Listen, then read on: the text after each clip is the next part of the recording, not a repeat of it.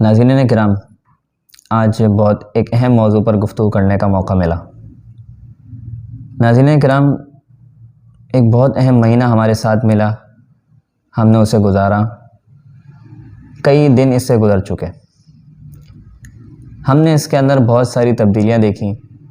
عبادات کے معاملے میں ہم کافی حد تک بدل گئے، مسجدوں میں رش بھی نظر آیا، قرآن پاک کے پڑھنے والے بھی زیادہ ہو گئے، تراویح میں سنانے والے حفاظ بھی کافی نظر آئے۔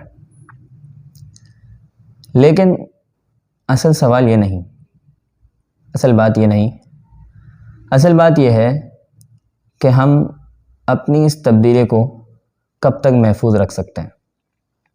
افسوس ہوتا ہے رمضان کے شروع کے دنوں میں جتنا مجمع مسجدوں میں نظر آیا، آخر کے دنوں میں گھٹتا ہی چلا گیا، اور جتنا ہم رمضان کے اختتام کے قریب جا رہے ہیں وہ مجمع کم سے کم ہوتا جا رہا ہے۔ اسی طرح رمضان کے شروع میں جتنے قرآن پاک پڑھنے والے نظر آئے، رفتہ رفتہ کم ہوتے چلے گئے، اور جیسے جیسے رمضان کے آخری ایام آ رہے ہیں اب ان کی تعداد نہ ہونے کے برابر ہے۔ اگر بات ہم یہاں تک کریں عبادات کے معاملے میں، مساجد کے اندر والے معاملات کے معاملے میں، تب تک کوئی تبدیلی پھر بھی نظر آتی ہے۔ کچھ نہ کچھ حد تک ہم ادھر تو بدل گئے، لیکن جہاں پر ہم بات کرتے ہیں اپنے بازاروں کی، جہاں پر ہم بات کرتے ہیں اپنے دکانوں کی، اپنے کاروبار کی، وہاں پر ہم پھر بھی نہ بدل سکے۔ رمضان آیا، ہمیں بہت سارے سبق دے کر گیا، اور اب جا بھی رہا ہے، اور کئی سبق دے کر بھی جا رہا ہے، لیکن ان اسباق کا ہم پہ اثر ہوا بھی تو عبادات کے معاملے میں۔ رمضان شروع ہوتا ہے، دکان پر بیٹھ کر جھوٹ بولنے والا ویسے ہی جھوٹ بول رہا ہے جس طرح رمضان سے پہلے بول رہا تھا، دکان پر بیٹھ کر دھوکہ دہی کرنے والا ویسے ہی دھوکہ دہی کر رہا ہے جیسے کہ رمضان سے پہلے کر رہا تھا۔ گویا کہ ہم نے یہ سمجھ لیا کہ رمضان آتا ہے، اسلامی تعلیمات دینے آتا ہے، اسلام سکھانے آتا ہے، دین بتانے آتا ہے، لیکن یہ سب کچھ صرف دین اور مسجد کی حد تک رہا۔ گویا کہ ہم بزبان حال یہ کہہ رہے ہیں کہ بازار کے اندر ہمارے دین کا کوئی حصہ نہیں، ہمارا دین ہمارے بازار کے معاملے میں کوئی رہنمائی نہیں کر رہا، ہمارا دین ہمیں کاروبار کے معاملے میں کوئی رہنمائی نہیں کر رہا، حالانکہ یہ حقیقت سے کافی مختلف ہے۔ بقیہ ادیان کے بارے میں تو بالکل کہا جا سکتا ہے کہ وہ صرف عبادات کی حد تک رہنمائی کرتے ہیں۔ یہی حال ہے یورپ کا، یہی حال ہے امریکہ کا، یہی حال ان تمام ملکوں کا جہاں پر اسلام کے علاوہ دوسرے مذاہب کا دور دورہ ہے۔ وہ یہ سمجھتے ہیں جب ہم مذہب کو چھوڑ دیں گے تو ہم کاروباری ترقی کر جائیں گے، جب ہم مذہب کو چھوڑ دیں گے تو ہم دنیا میں کافی آگے بڑھ جائیں گے۔ یہی حال ہمارے تمام ان ممالک کا ہے جہاں پر اسلام کو کوئی نہیں جانتا۔ بالآخر ہوا ایسے کہ جہاں ہم نے ان کی دوسری تہذیبوں کو اپنا لیا، دوسری باتوں کو اپنے اندر لے لیا، بالکل اسی طرح مذہب کے معاملے میں بھی ہم نے یہی سمجھا کہ جب تک ہم اسلام پر کاربند رہیں گے، اسلام پر امر پیرا رہیں گے، اس وقت تک ہم کاروبار میں ترقی نہیں کر سکتے۔ جب تک ہم اسلام کے اوپر عمل کریں گے، کاروبار میں ہم پیچھے رہیں گے، معیشت ہماری ڈوبتی رہے گی، ہم معیشت کے معاملے میں بہت پیچھے رہیں گے۔ حالانکہ یہ تمام باتیں ان لوگوں کے بارے کے اندر ہیں، وہ لوگ سوچ سکتے ہیں جن کو اسلام کا نہیں پتہ، جو اسلام کے بارے میں نہیں جانتے، جنہوں نے اسلام کو مکمل نہیں پڑھا۔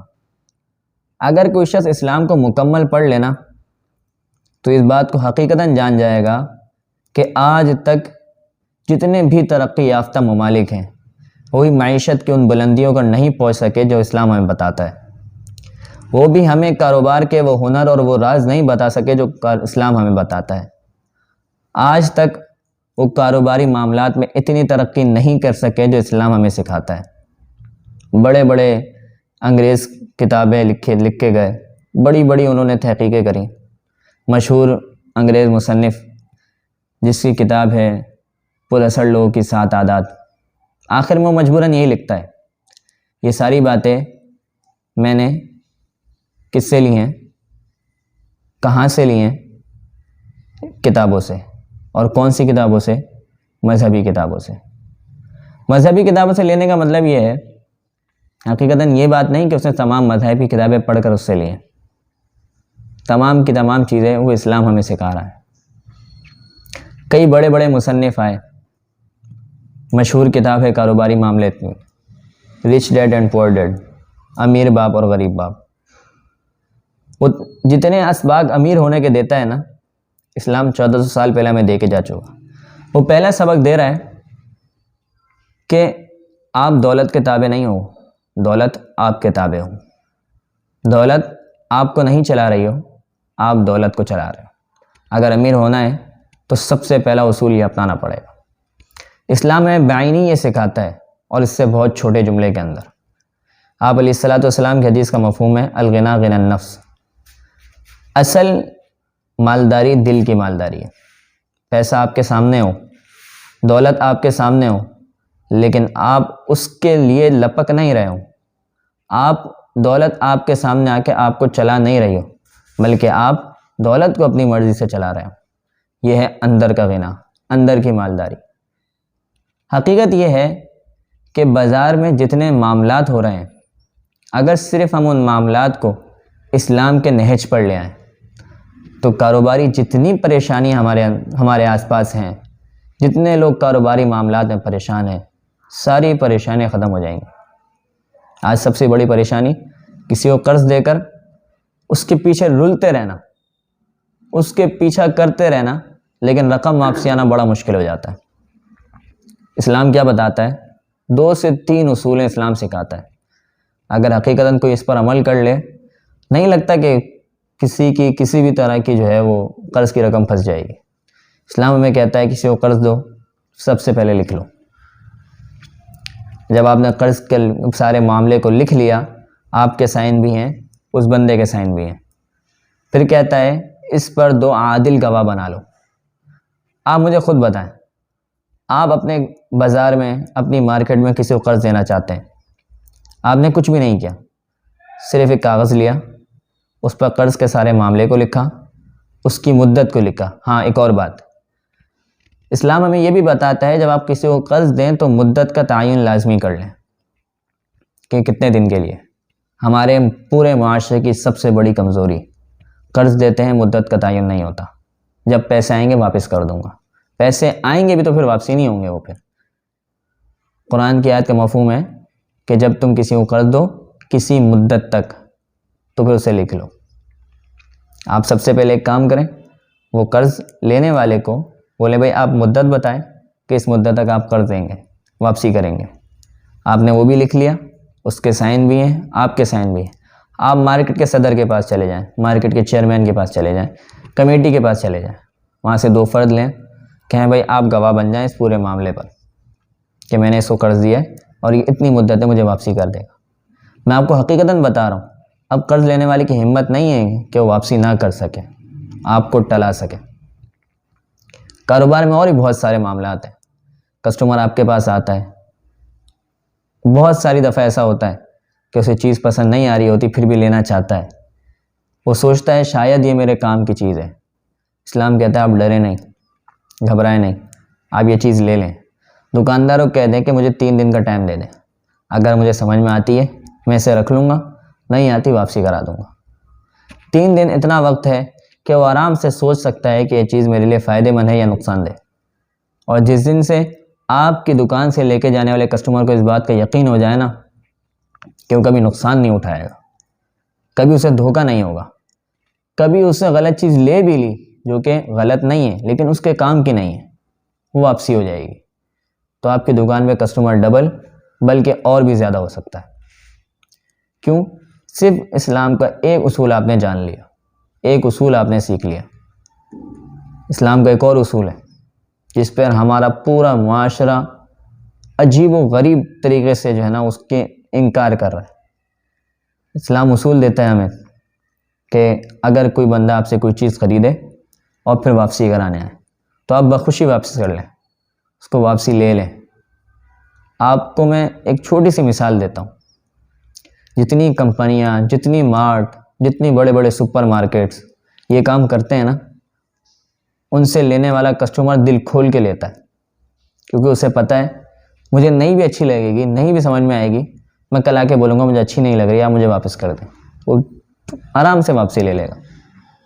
جو دکاندار پورے مارکیٹ میں اگر ایک دکاندار ایسا ہو جو بیچا ہوا مال واپسی بھی لے لیتا ہو، تبدیل بھی کر دیتا ہو، نتیجہ کیا نکلے گا کہ کسٹمر اس کے پاس خود ہی جائے گا۔ کیوں؟